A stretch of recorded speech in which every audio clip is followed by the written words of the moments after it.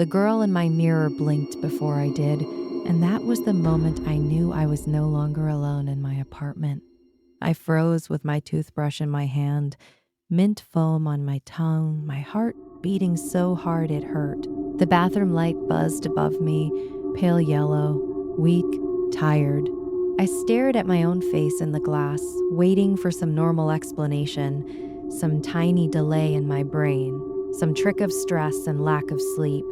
But the girl staring back at me was still smiling when my own mouth had already fallen open. She looked like me. Same black hair hanging over one shoulder. Same oversized gray shirt. Same small scar near my eyebrow from when I fell off my bike at 12.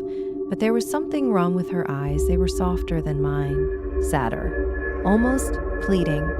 I stumbled back so fast I hit the sink. And when I looked again, she was matching me perfectly, as if nothing had happened. I had been living alone for 6 months since my mother died.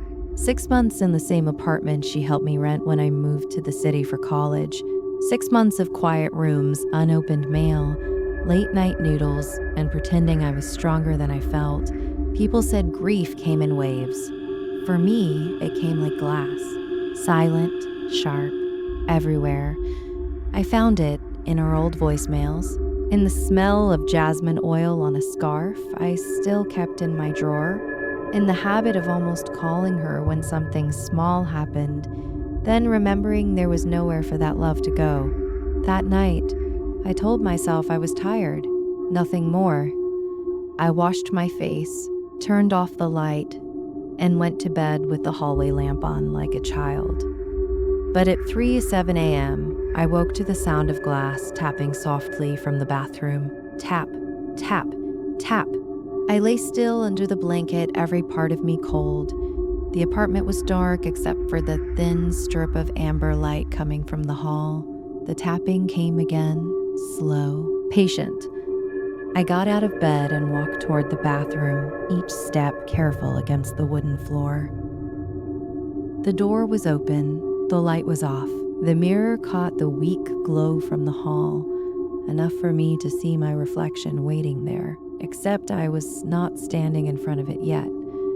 I stopped in the doorway. The girl inside the mirror stood 3 steps closer than I did. My blood turned to ice. She was breathing fast. I could see it in her shoulders. She lifted one trembling hand and pressed a finger to her lips. Then she looked past me toward the dark living room behind my back. I spun around. Nothing. Only the couch, the window, the streetlights bleeding through the curtains. When I looked back, she was normal again, matching me exactly. I did not sleep after that. Morning made everything look stupid and small. I laughed once, just to hear something human in the room. I went to class. I got coffee. I told nobody. But when I returned home that evening, the mirror in my bedroom was facing the wall. I never turned it. I stood in the middle of the room, keys in hand, trying to remember if maybe I had moved it while cleaning, but I knew I had not. My mother used to say mirrors should never face the bed at night. She would say it like a joke, then go quiet after, as if the joke had teeth. I turned the mirror slowly back toward me, and written across the glass in a foggy handprint were 4 words. "Don't let him in." I ran. I do not even remember grabbing my phone. I just ran down the stairs barefoot, shaking so hard I almost fell, and stayed outside near the building gate until sunrise painted everything gray. I wanted to call the police. I wanted to call my mother. Instead, I called my aunt, the only person who still spoke about my mother like she had not vanished, only moved farther away. When I told her what was happening, there was a long silence on the line. Then she asked me one question in a whisper. "Did the girl look afraid for you or of you?" I could not answer. My aunt came that afternoon with red eyes and my mother's old keychain hanging from her fingers. She walked into the apartment like she had been there before, and maybe she had. Maybe in all the years my mother kept secrets, this was one of them. We stood in front of the bathroom mirror together. My aunt looked older there, tired and fragile. Your mother had a twin sister, she said. Her name was Mariam. The air left my lungs. No, I said. Mom never had a sister.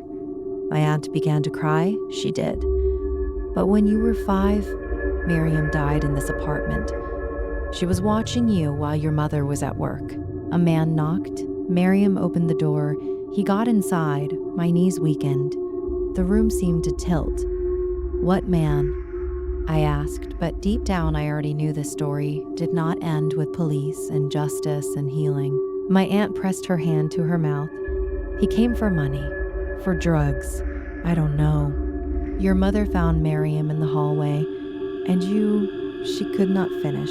In the mirror, something moved behind us. My aunt screamed and backed away. The girl in the glass was there again, not as me this time, but as herself.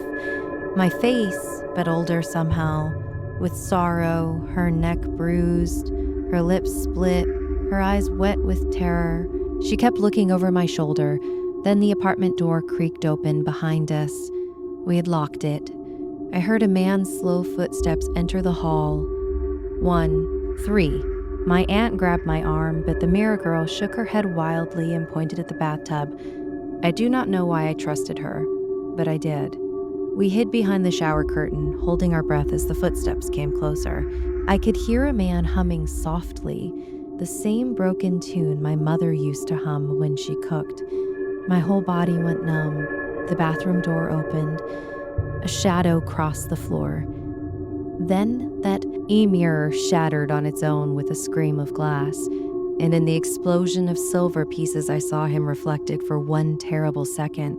My father, younger than I knew him, smiling with blood on his shirt. My aunt began sobbing like something inside her had finally ripped open.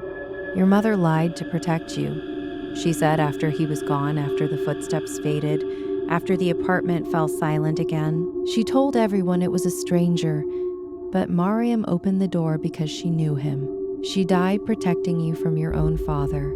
I sank to the floor among the broken glass and felt something cold touch my cheek. In one shard, the mirror girl was kneeling beside me. She looked so tired, so gentle, so full of the love my mother never had the strength to explain. She smiled once, blinked before I did, and vanished. After that, I covered every mirror in my apartment, but sometimes, late at night, I still hear soft tapping from behind the glass.